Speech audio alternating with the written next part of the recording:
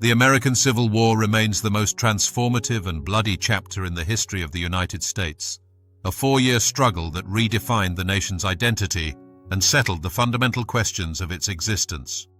To understand how a young republic turned upon itself, one must look at the deep-seated divisions that had been festering since the country's founding, primarily the institution of slavery and the conflicting interpretations of state sovereignty.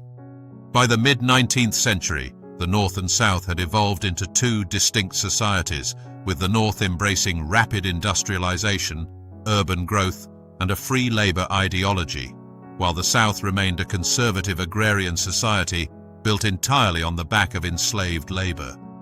The tension reached a breaking point with the election of Abraham Lincoln in 1860, a man whose Republican Party was committed to halting the expansion of slavery into new territories. Fearing that their way of life was under immediate threat, South Carolina led a wave of secessions, eventually forming the Confederate States of America under the leadership of Jefferson Davis. The first shots were fired in April 1861 at Fort Sumter in Charleston Harbor, a moment that ended all hope of a peaceful compromise and forced every American to choose a side. When the war began, most of the men who filled the ranks on both sides were volunteers with little training, armed with outdated smoothbore muskets and guided by officers who still believed in Napoleonic tactics.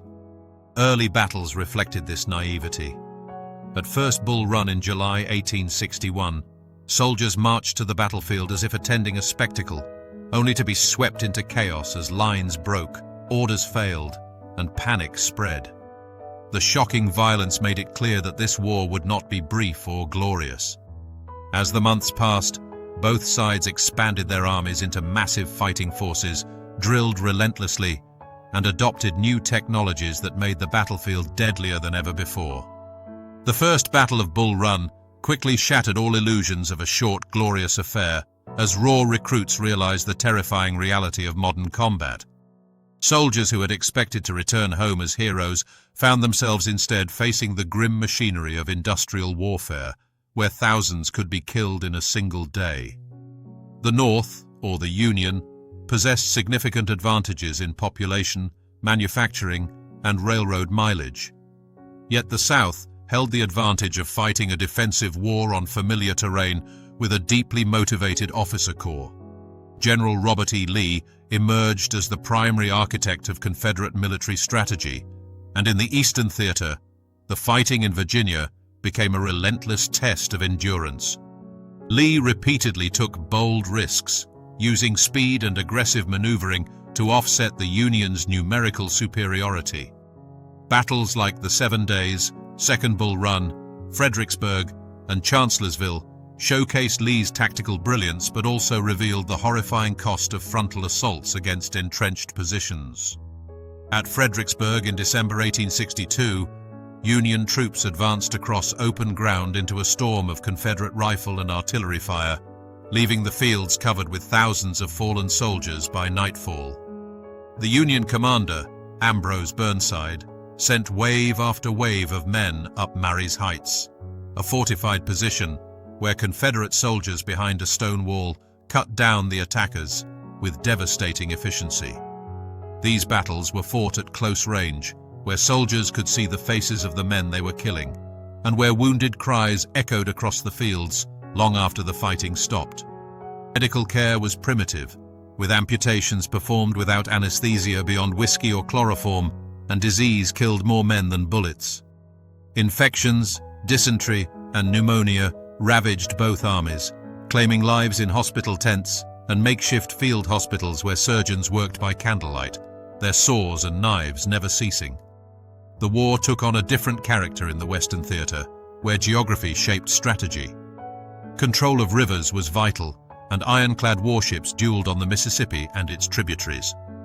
In the Western Theater, Union forces led by Ulysses S. Grant were systematically seizing control of the Mississippi River, aiming to bisect the Confederacy and choke its supply lines.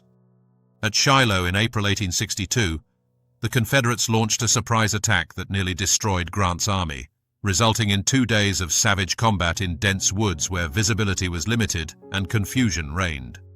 Soldiers fought in thickets so thick that regiments lost sight of each other, and the sounds of musket fire and cannon roar created a hellish cacophony. The casualty lists shocked the nation, signaling that the scale of violence was escalating dramatically. Grant responded by embracing relentless pressure, accepting losses in order to keep the Confederacy constantly engaged. His campaigns aimed not just at defeating armies, but at dismantling the South's ability to wage war. Unlike Lee, who sought decisive victories through brilliant maneuvers, Grant understood that the Union's superior resources meant it could afford to trade casualties and simply outlast the South through sheer attrition. By 1863, the fighting had become more organized and more deadly. Rifled muskets, Minié balls, and improved artillery dramatically increased the killing power of infantry and cannon, while traditional tactics remained largely unchanged. The nature of the war shifted fundamentally in 1863 when Lincoln issued the Emancipation Proclamation, which transformed the Union's objective from a simple preservation of the government into a moral crusade to end slavery. This move also ensured that European powers like Great Britain and France would remain neutral, as they could not justify supporting a cause dedicated to human bondage. The turning point of the war arrived in July 1863 with the twin Union victories at Gettysburg and Vicksburg. At Gettysburg, Lee's second invasion of the North was halted in a three-day slaughter that remains the largest battle ever fought in North America. Over 3 days, armies clashed in a series of desperate engagements, from the fierce fighting in the wheat fields and rocky slopes of Little Round Top to the infamous Pickett's Charge, where Confederate soldiers marched across nearly a mile of open ground under relentless Union fire. The assault ended in catastrophic losses and marked the high water mark of the Confederacy. Gettysburg demonstrated that courage alone could not overcome entrenched defenses and superior firepower. The fields were so covered with bodies that burial details worked for weeks afterward, and the town of Gettysburg became a symbol of the war's terrible cost. Meanwhile, at Vicksburg, Grant's successful siege gave the Union total control of the Mississippi, effectively bisecting the Confederacy and cutting off vital supply routes from Texas and Arkansas. From this point forward, the Confederacy was on the defensive, facing a Union war machine that was finally beginning to utilize its superior resources. Lincoln eventually promoted Grant to General-in-Chief, initiating a strategy of total war designed to break the Southern will to resist. As the war dragged into its final years, it became increasingly ruthless. Trench warfare began to appear, foreshadowing conflicts of the 20th century. During Grant's overland campaign in 1864, battles like the Wilderness, Spotsylvania, and Cold Harbor saw continuous fighting with staggering casualties. Soldiers fought amid burning forests, tangled underbrush, and muddy trenches, often with little rest or food. At Cold Harbor in June 1864, Union troops were cut down in minutes by Confederate fire, many pinned so close to enemy lines that they scribbled their names on scraps of paper and pinned them to their uniforms, fearing their bodies would be unrecognizable. Grant lost over 50,000 men in a month of fighting, yet he refused to retreat, understanding that Lee could not replace his losses while Grant could. While Grant engaged Lee in a series of brutal high-casualty battles in the wilderness of Virginia, William Tecumseh Sherman led a devastating march through Georgia and the Carolinas, destroying everything of military value in his path. Sherman's march to the sea represented a new kind of warfare, one that deliberately targeted the South's infrastructure and civilian resources. Railroads were torn up, crops destroyed, and towns burned, not out of cruelty alone, but as a strategic effort to break the Confederacy's capacity and will to fight. Sherman believed that the only way to end the war was to make the Southern people understand the true cost of rebellion, and his army left a path of destruction 60 miles wide across Georgia. Confederate resistance continued, but became increasingly desperate as supplies dwindled and desertions increased. Soldiers, starving and exhausted, began to slip away from the ranks, returning to their homes to care for families left destitute by the war. Battles like Atlanta and Franklin reflected the South's declining ability to replace lost men and material. Final fighting in 1865 was marked by exhaustion and inevitability. Lee's army of Northern Virginia, starving and outnumbered, was pushed westward in a series of running battles as Grant cut off escape routes.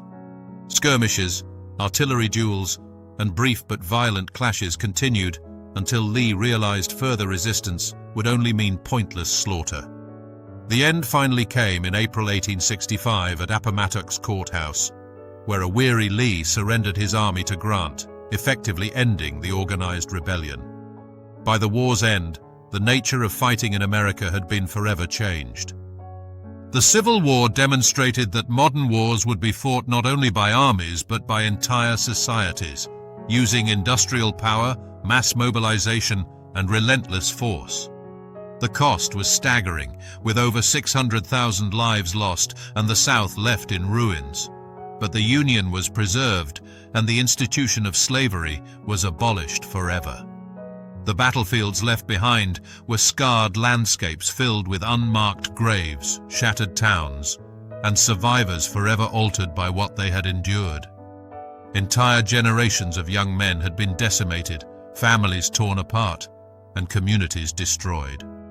The assassination of Abraham Lincoln just days after the surrender cast a long shadow over the era of Reconstruction, leaving the nation to grapple with the difficult legacy of racial inequality and the challenge of truly becoming a more perfect union. The fighting of the American Civil War was not merely a series of battles. It was a prolonged ordeal that tested the limits of human endurance and reshaped the meaning of war itself. The lessons learned on those blood-soaked fields would echo through the centuries, reminding future generations of the terrible price of division and the fragility of democracy itself.